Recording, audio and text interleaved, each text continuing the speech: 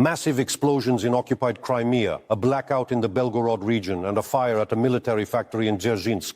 Ukrainian drones and missiles have once again struck targets that power the Russian war machine. The largest oil depot in Crimea, located in Feodosia, and the Sverdlov plant came under attack. Sofia Zhelinska will tell us what else was hit and what new weapons Ukraine is using. On the night before October 6th, powerful explosions rocked Feodosia. Ukrainian drones struck the most important oil depot in occupied Crimea. Its total capacity is 250,000 tons of fuel that can be stored at the same time. After a series of strikes, the fuel tanks caught fire. The blaze could be seen from dozens of kilometers away. The Feodosia oil terminal has come under attack more than once. It is thanks to this terminal that Russia supplies fuel to its troops on the southern front. Monitoring channels report that after previous attacks, only 22 out of 34 tanks remain intact. Earlier, the occupiers had deployed a Panzer S-1 air defense system on its territory, but it failed to intercept the new strikes. This is a multifunctional technological complex for transshipping oil and petroleum products from railway tank cars to sea vessels and back, as well as to motor vehicles used to supply the occupying army of the Russian aggressor. That same night, explosions thundered in the Russian city of Dzerzhinsk, Nizhny Novgorod region. The Sverdlov plant was targeted, one of the key elements of Russia's military-industrial complex. At least 30% of its production is defense products, and just as much, explosives.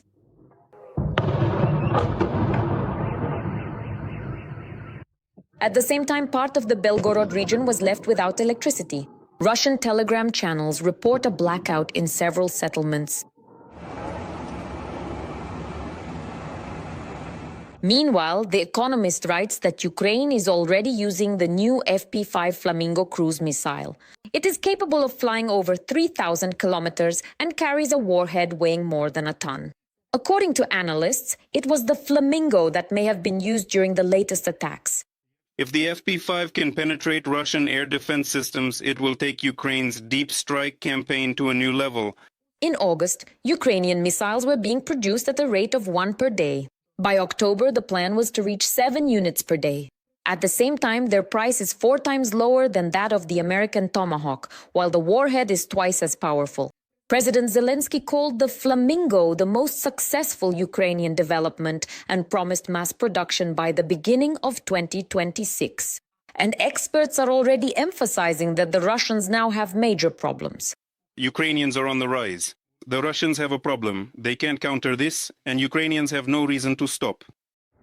Massive attacks by Ukrainian drones and missiles are increasingly causing fires, explosions, and production shutdowns across Russia.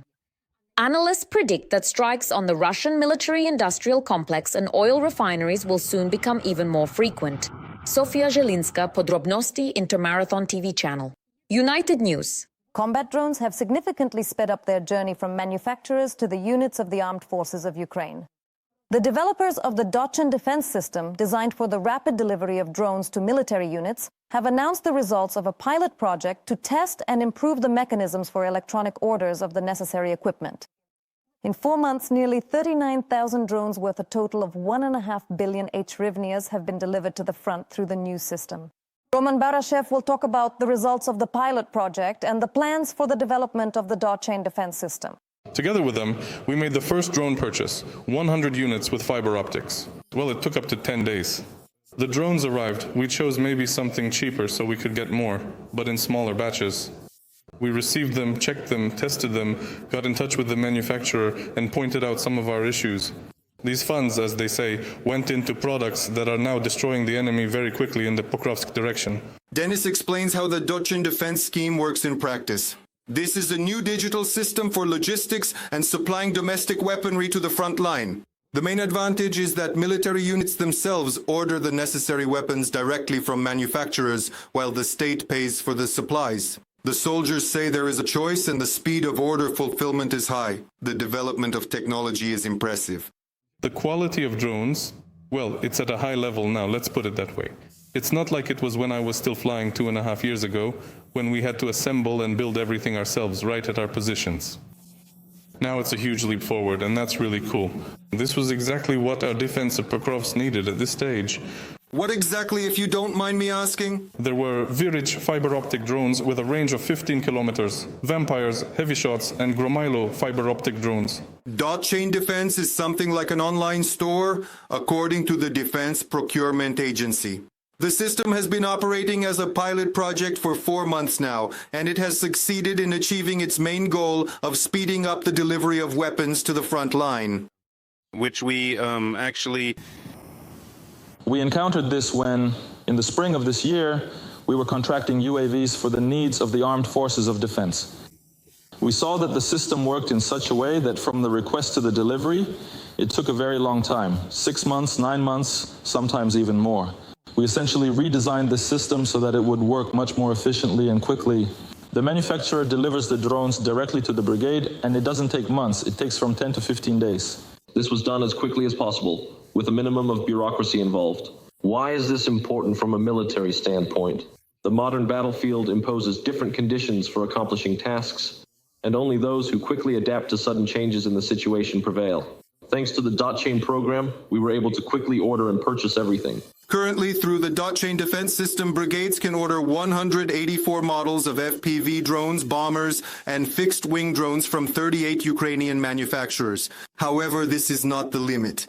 A representative of the manufacturing company, whose name we are not disclosing for security reasons, says that currently only half of the drones from his company's lineup are in the dot chain catalog. Another 10 are waiting to be added to the dot chain catalog. The most in demand is the fiber optic drone Gromilo 10 with a fiber optic spool range of 15 kilometers. They are not detected by FREB and offer optimal price to quality ratio.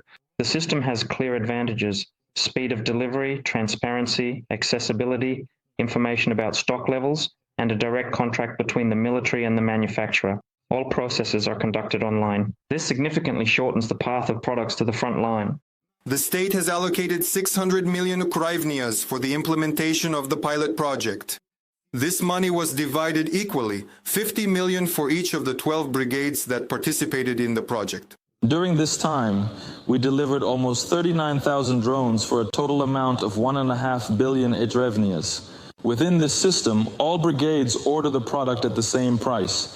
In the near future, the Defense Procurement Agency plans to scale up the dot chain defense project, in particular by involving more military units and manufacturers in the procurement process, as well as expanding the product catalog. What's important, and this is actually the key difference of this system, is that the brigade will receive exactly the drone it ordered. Currently, this system really only works for domestic manufacturers and domestic products. The Ministry of Defense plans within the next 6 months to reach a new level, specifically to ensure that 70% of drones are delivered to military units through the dot chain defense system. Roman Barashev, Olej Nevidomsky, Podrobici, Inter TV channel Marathon, United News.